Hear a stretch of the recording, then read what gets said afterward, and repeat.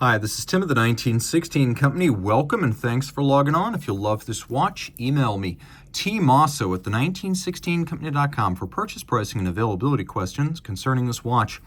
The market on these has started to take off, and all I can say is it's about time. The early DB20 series watches from de Bethune were a unique transitional period in the company's history.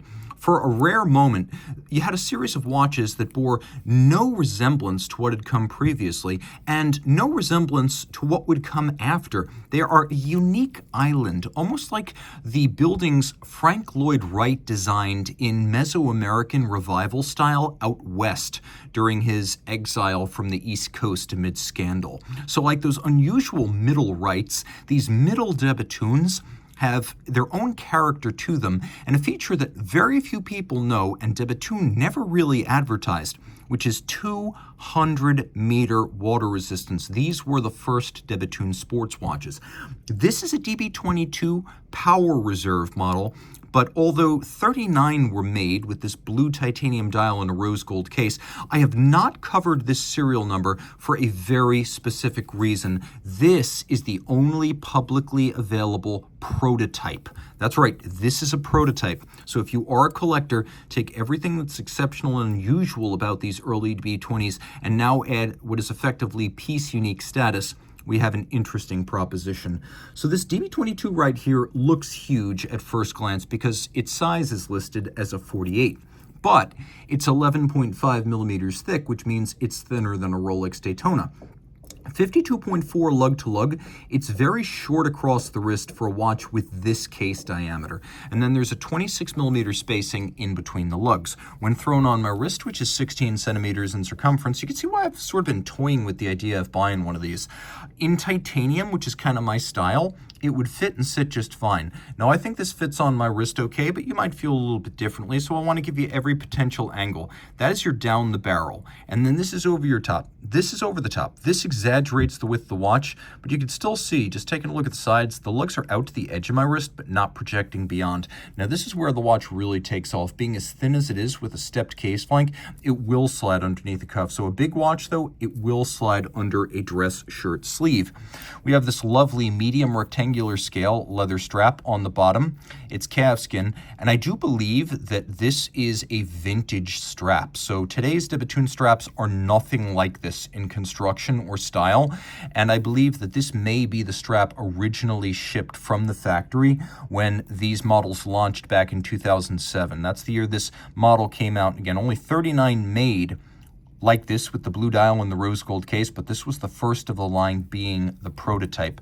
We also have a buckle that echoes the design of the case, and that's one of the interesting things about de Bethune. Every Journe watch has pretty much the same buckle. At de Bethune, the buckles are designed to echo the lug form. So if you have a conventional lug, you have a conventional buckle.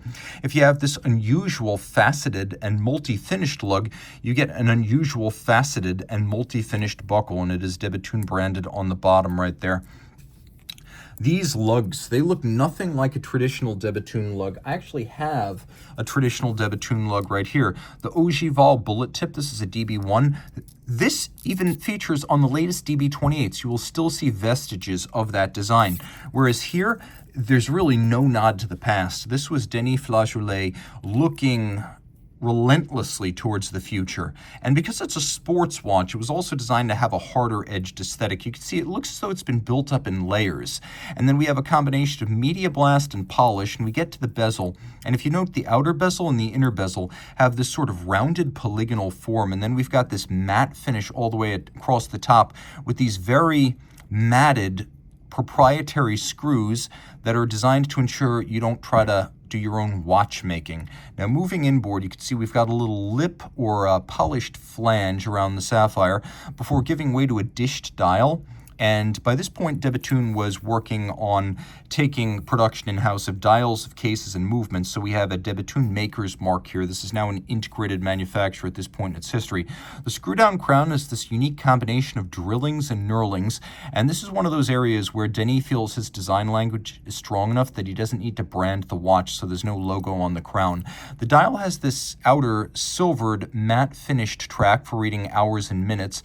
And you can see we have these blued steel screws that are acting as little hour indices periodically. We also have a lower stepped dial. This is a really deep dial that is made of titanium. It is then turned on an engine to create what de Bethune calls microlight, a very modern looking guilloche because a breguet rosette wouldn't seem appropriate here. You can see what a traditional guilloche looks like on a de Bethune watch. The DB1 was very classical, but by the 22s, de Bethune was looking forward. So we have this engraving, but it's very fine and concentric, and then it's fired blue, as are the hands themselves. So you can see the hands are proprietary, a combination of matted fired blue and then black polish. We're going to take a quick look. I'm going to move the hands out of the way here. We've got a power reserve indicator, and the power reserve indicator is automatically wound by the rotor on the case back. It's a 6-day twin barrel power reserve. But if you were to wind it manually, you would see that the color changes gradually from red to black as the transition takes place. So just keep in mind you can do that if you wish, if you want to see your power reserve move in real time. Turning it all over, we've got a movement, the 2024, that includes a patented shock protection system for the rotor. And here's the logic. By making the rotor as large as possible, you increase the polar moment or turning force.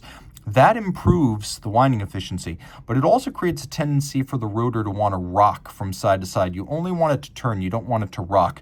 So to keep it planted and absorb any shocks that might be created by use, Denis created these 4 cantilever springs to keep the rotor's center anchored.